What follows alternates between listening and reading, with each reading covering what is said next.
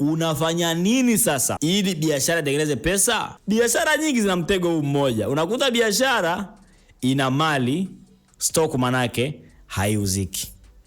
Wakati huo kuna vitu ambavyo wanaulizia havipatikani. Na hela ya kununua vitu haipo. Sasa si uuze stock iliyopo upate pesa, ununue mali ambazo wateja wanazihitaji. Hiyo hapo ndipo kuanzia. Kwa hiyo kubwa sana ambao nataka utoke nalo hapa ni kwamba hakikisha mali ambazo zinazo ni biashara zinatoka kwa wakati. Mara nyingi mali zinakaa pale zinashikilia mtaji. Umekaa na stock muda mrefu haitoki. Ni bora hata uitoe kwa bei uliyonunulia ili ile pesa irudi kwenye mzunguko. Ili inunue vitu ambavyo vinatoka na vinasaidia biashara kupata faida. Kuliko mali imekaa pale. Sasa mali haiozi, sababu inauza machu, nauza spare, nauza labda hadi wa vitu haviozi. Vinaweza vikawa haviozi, lakini pesa yako imelala pale. Na pesa ikilala haileti faida. Sana inazidi kupoteza thamani.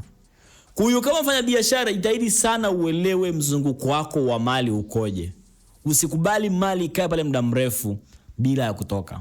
Usikubali kabisa. Usikubali mali ikae idode. Uza, umechukua muda mrefu, toa ofa, toa punguzo, toa chochote kile, lakini toa mali upate pesa.